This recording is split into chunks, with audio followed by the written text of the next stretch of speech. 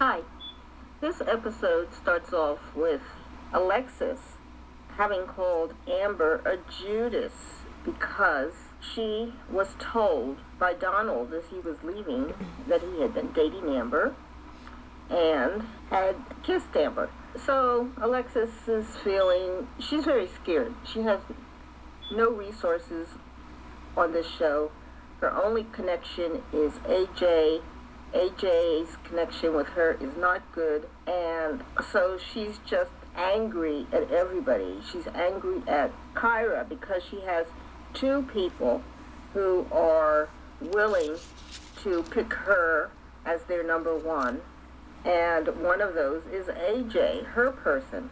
So Kyra won't pick. Kyra says, I can't decide between AJ and Jason. I can't decide. So I'm going to just keep both of them dangling because I'm going to wait to the very last day, the very last second, and I'm going to surprise everybody with who I'm going to say. Am I going to say AJ or am I going to say Jason? Well, you won't find out till the last day, and you're just going to have to hang in there.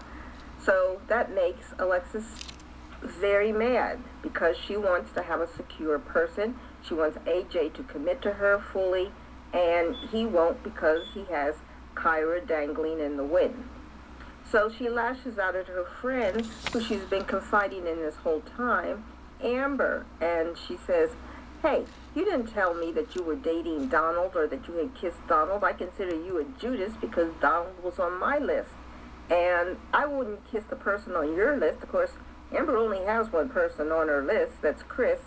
And she says, I wouldn't kiss him for anything because he's your man. Well, she doesn't want Chris, and so of course she's not going to kiss him for anything because they are definitely not a match. So it's easy for her to say that, and it doesn't, of course, make Amber feel good because Alexis is trying to limit Amber and say, hey, you can't be involved with any guys other than Chris because I'm saying you can't be involved with any guys other than Chris. And if you do, you're a Judas. And if you follow my lead, you'll stick to Chris and don't bother the rest of us. Well, that's not valid. This is a dating show, and Amber can date. And in fact, she's supposed to date the various people, find out their backgrounds, what they're like, what similarities, and so forth. Do they have any emotional bonding? And Alexis is just flying off the handle because she knows that she's being left in the dust by everybody and that she's probably going to lose AJ. So when she reveals in front of everybody that Amber has kissed Donald in the past, now Donald's gone, so he's not even a factor. This is just pent-up anger. It's funny because Chris says, hey, well, we got to talk about that. Well, he's in the same boat as Amber. There's nobody here for him. He has Amber and only Amber. No one else is looking to date Chris. Amber said she's willing to take him with his 50-50 crazy situation. He wants kids but no marriage, and he wants to split all the bills equally. Well, that doesn't work because when you have kids, your kids are still going to be there if you have a divorce. And what happens to the finances? So that's what marriage really helps with. It's making a group of people to support kids, to build a family. So Chris's whole situation to marriage is not realistic, and I don't think Amber wants that kind of situation, a man who wanders into a relationship with kids, and I think he said he wanted like 4 kids. I mean, he wanted a lot of kids, and that he can wander out with anytime he wants. That's not what Amber's looking for. So we'll get to Amber in a minute. So we have Alexis, and she's trying to pin in Amber to date Chris, nobody else, and just keep quiet in the corner. So Amber gives a whole reason as to why she was with Donald, but it doesn't really matter. The show is a dating show, and Alexis should have known that when she came on, that this was a dating show, and she's just lashing out because she's angry at her. Looks like she's probably going to be leaving. Regardless, Amber apologizes to Alexis for having been with Donald, and Alexis says it better not happen again. Well, it won't happen again because there's no one else left, and Alexis is going to be left by herself if AJ doesn't come in and rescue her in the end. So that was a whole crazy bit. And of course, Vernicia did jump in and try to say something negative against Amber. And the reason she did that is because the person she picked, Joelle, had also picked Amber as a potential first pick. So her primary choice has a connection with Amber and Vernicia by saying negative things about Amber or making the story look like more than it was trying to ensure that Joelle would stay with Vernicia and wouldn't want to get mixed up in this whole Amber mess. Then they say it's time for the hot tub. Joelle says he doesn't want to go in the hot tub, and they try to find their rooms. So Amber and Liz room together because basically Amber is not sexually attracted really to Chris, and Liz is not sexually attracted to Jason, so they room together, and Joelle and Vernicia room together.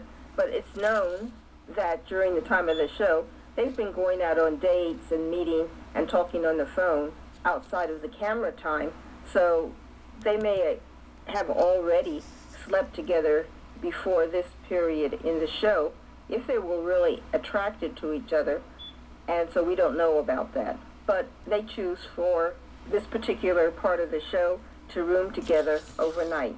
So then AJ says, well, he knows that he's the only connection that Alexis has with staying on the show, so he wants to pay more attention to Alexis, but he's still real interested in Kyra, and he doesn't want to really give up that opportunity in order to be more secure with Alexis. So he's kind of confused, he says. So the group that goes down to the hot tub are sitting down there. Kyra decides she's going to come out in a bikini, and the song is going up her butt crack and very low cut in the front, and so she wants to give Jason and AJ some eye candy. And it's a little too late in the game for that because everybody has pretty much decided where they're going to go in all of this. And Kyra can't make up her mind, even if both men would come up to her and say, "Okay, I'm with you," she wouldn't know how to pick anyway. So it's kind of confusing why she's doing all this. All she needs to do is pick a person, and that would be it. But she goes out in a bikini. She sits near AJ. Jason is sitting with Liz in the hot tub and really isn't paying much attention, from what we can see on the video, to Kyra, and it's really much ado about nothing. Yes, AJ would pick Kyra if she would commit, but she won't commit, so AJ is sitting there with Alexis, who he really doesn't want to be with. Alexis was sitting at the table with the bong and was seen taking a few puffs. Chris and Amber are sitting by a fireplace outdoors, huddled in blankets, and so it must be pretty cold out there, so I don't know why Kyra's in a bikini, but they talk about the kiss that she had with Donald, and Chris says he realizes that she made a mistake, and we all make mistakes and so forth, blah, blah, blah. But it wasn't a mistake. This is a dating show. She's supposed to be dating people. And so, again, what's the point of all this? I really don't know. She didn't make a mistake. She was with Donald, who was one of the contestants, and all these people meet up and talk on the phone and have dinner and so forth outside of the show. So this whole Donald issue was no big deal. Then Amber says she apologized to Chris. I don't know what for, but she did apologize to Chris. This seems like a very, very long night. Joelle and Venetia talk about their evening together, and they say they didn't do anything. But, you know, as I said, these are older people, and they have kids, and so it would have been very easy to have a sexual relationship outside of the cameras. And so we really aren't interested whether or not this particular night they had any sexual activity, but they say they made up, and he didn't want to spend the rest of the time of the show being angry with Venetia, or the two of them not talking with each other. We all know, because Renisha said it when she introduced Joelle to her ex, that Joelle has stood up Renisha outside of the show when they were supposed to go out to a dinner date. He didn't show up, and Renisha kept waiting for him, and so she was angry because she had been abandoned. Well, he was probably dating other people, and that's why he didn't show up to take Renisha to dinner on that particular night. So there's a lot of stuff going on in this show that we don't see, and obviously these people have other partners that are not on the show that they probably are much more involved with and much more compatible with, or with for other reasons. But Joelle and Renisha have a nice conversation, and Renisha says, don't do anything like picking Kyra again while this show is on, or you're going to be in trouble. So in the morning, the ladies do the cooking. It's Amber, Kyra, Alexis, and Renisha. And Kyra, of course, has two men there, and she keeps her eyes down, and she's feeling, she doesn't want to give away anything as to who she prefers, one over the other. And so it's basically the two men trying to decide and to give attention to Kyra and the other lady that they have chosen. In the meantime, Liz and Alexis are talking, and Alexis is trying to fish out information about Liz's relationship with Jason. Liz is grinning, says she feels really secure with Jason, that they had been kissing. She feels that he is the one and that they're going to end up together. So this leaves Alexis thinking, uh-oh, that means AJ might be going to Kyra, because now Kyra would lose Jason to Liz, and she would need somebody, and the only person left would be AJ, which would leave Alexis out. So Alexis says to Kyra that she has a different kind of relationship with AJ, and she says the best thing about her AJ is that their relationship is very peaceful. I would describe it as dead, but Alexis says that her relationship with AJ is peaceful, and she realizes she is competing with Kyra. Jason decides to spend some time with Kyra to see if he can feel out exactly how she's feeling about him. So they're playing tennis, and Kyra says that she is very sporty, but watching the hitting between Jason and Kyra, it's clear they have no tennis skills, and they're doing some pretty sloppy whacking at that tennis ball. Kyra then complains to Jason that she's confused because he's spending so much time with Liz. Jason says, well, Liz told me that she likes me and that she wants to end up with me. So her feelings are clear towards him, and he complains that Kyra never made a decision and he doesn't know exactly what she's feeling. Kyra says she wants to wait until the end of the show to tell and decide what she's going to do, whether she's going to pick AJ or Jason. And Jason feels that's pretty crazy because everybody's already selected their primary person, and Kyra is the only person who can't make a decision. My feeling is, if you can't make a decision at this point between two people, the feeling is that you don't like either of them. You don't want to commit to one, you don't want to commit to the other. These two are very different people.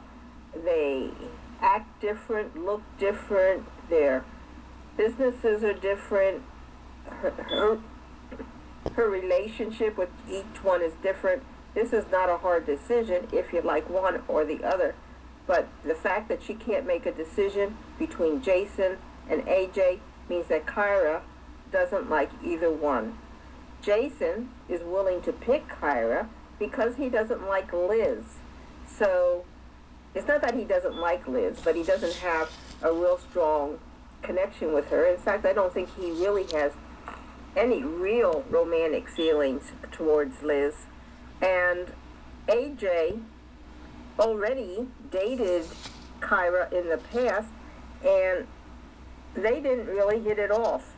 So the fact that they're dating again probably is not going to prove that they're headed for a successful long-term relationship. It's going to be more of the same that she experienced in her last date with AJ. If she had been interested in AJ the last time, somewhere in all those years, she would have picked up the phone and said, hey, let's get together and have lunch or something. But she never did. She never thought about AJ. She never reminisced about how great the first date was.